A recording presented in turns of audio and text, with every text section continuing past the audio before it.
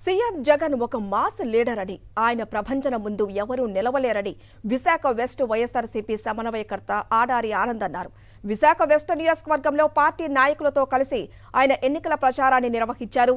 ఇంటింటికి వెళ్తూ ప్రజలు బ్రహ్మరథం పడుతున్నారని, వచ్చే ఎన్నికల్లో భారీ మెజారిటీతో గెలుస్తామని ధీమా వ్యక్తం చేశారు. ఎంతమంది కలిసొచ్చినా సీఎం జగన్ గెలుపును ఆపలేరంటున్న ఆడారి ఆనంద్తో మా ప్రతినిధి నాయుడు ఫేస్ టు ఫేస్. అభ్యర్థులు ఎన్నికల ప్రచారాన్ని విస్తృతంగా ప్రచారం చేస్తున్నారు. ప్రతి గడపకు వెళ్లి వైఎస్ఆర్సీపీ ప్రభుత్వంలో ఎటువంటి మేలు జరిగింది అనే అంశాలన్నింటినీ కూడా వివరిస్తున్నారు. ప్రతి గడపకి వెళ్ళినప్పుడు ప్రజలు ఎటువంటి స్పందన లభిస్తుందనే విషయాలమంతా మాట్లాడడానికి విశాఖ వెస్ట్ నియోజకవర్గ వైఎస్ఆర్సీపీ సమన్వయకర్త ఆడారి ఆనంద్ గారు ఉన్నారు. ఈ గడప గడపకి మన ప్రభుత్వం కార్యక్రమం జగన్మోహన్ రెడ్డి గారు ఎలక్షన్ దృష్టిలో పెట్టుకోకుండా ప్రజలకి సంక్షేమం అందుతుందా లేదా అన్నది, అలాగే అభివృద్ధి ఏ విధంగా జరుగుతుంది వార్డుల్లో అని చెప్పేసి గతంలోనే మాకు చెప్పడం జరిగింది. ఆల్మోస్ట్ సంవత్సరం 17 నెలల ముందే గడప గడప మన ప్రభుత్వాన్ని స్టార్ట్ చేసాం.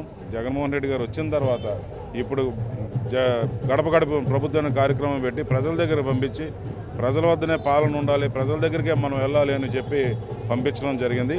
తద్వారా చాలా ఈరోజు అభివృద్ధి కార్యక్రమాలు, రోడ్లు కానీ కాలువలు కానీ ప్రజలు చెప్పినవన్నీ కూడా సుమారుగా 220 కోట్లు ఈరోజు సుమారుగా ఇక్కడ ఖర్చు పెట్టడం జరిగింది. జగన్మోహన్ రెడ్డి గారు ఏ విధంగా మీ కుటుంబానికి మేలు చేసి ఉంటే నాకు ఓటేయండి అని ధైర్యంగా ఎప్పుడైతే అడిగారో అప్పుడే ప్రజలకు అర్థమైంది ఆయన ఏ విధంగా సంక్షేమాలు చేశారో. ప్రతి ఇంటికి కూడా ఒక అన్నదమ్ముడిలాగా, ఒక కొడుకులాగా ఈరోజు ప్రతి ఒక్కరి గుండెల్లో ఉన్నారు ఆయన. మాకు ఎక్కడికి వెళ్ళినా కూడా ఆదరణ అయితే మటుకు చాలా బ్రహ్మాండంగా ఉంటుంది.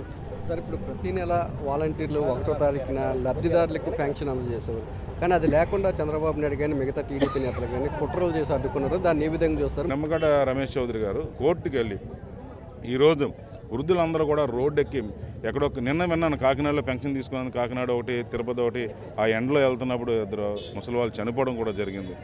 ఈరోజు మేము ఆ బెంగతో, ఆ భయంతో ఏం చేసామంటే వీళ్ళకి ఏదో అని చెప్పేసి అక్కడ లోకల్ మమ్మ ఆటోలు పెట్టుకోవాలి, నడిచి వెళ్ళొద్దని చెప్పి అన్నీ కూడా వాళ్ళకి చెప్పడం జరిగింది. ఈరోజు ఆ పరిస్థితి తీసుకొచ్చిన చంద్రబాబు నాయుడు గారికి తప్పకుండా ప్రజలందరూ కూడా గుణపాఠం తీసుకొస్తారు. ఈరోజు వాలంటీర్లు వెళ్తూ ఉంటే ఆ ముసలి వాళ్ళు ఏడుస్తున్నారు, అమ్మ ఏమమ్మా నువ్వు 1వ తారీఖు ఇచ్చావు, ఏమమ్మా మా డబ్బులు రాలేదు ఒక భయంతో. బాధ చూడలేక ఈరోజు మూకుమ్మడిగా మీరే చూస్తున్నారు. ఎంతమంది రాజినప్పుడు ఎంత వాలంటీర్లు మేము రాజీనామా చేస్తామండి. మేము జనాల్లోకి వెళ్ళి మేము ఫేస్ చేయలేకపోతున్నాం. ఈరోజు మమ్మల్ని ఏంటంటే ఆ ముసలి వాళ్ళు ఏడుపు చూసి మేము తట్టుకోలేకపోతున్నాం అని చెప్పి ఈరోజు రాజీనామా చేయడం జరిగింది. తప్పకుండా ఈరోజు ప్రజలందరూ కూడా ఈరోజు చంద్రబాబు నాయుడు గారికి కానీ పవన్ కళ్యాణ్కి కానీ తప్పకుండా బుద్ధి చెప్తారు. అందులో ఏమాత్రం కూడా ఇది లేదు.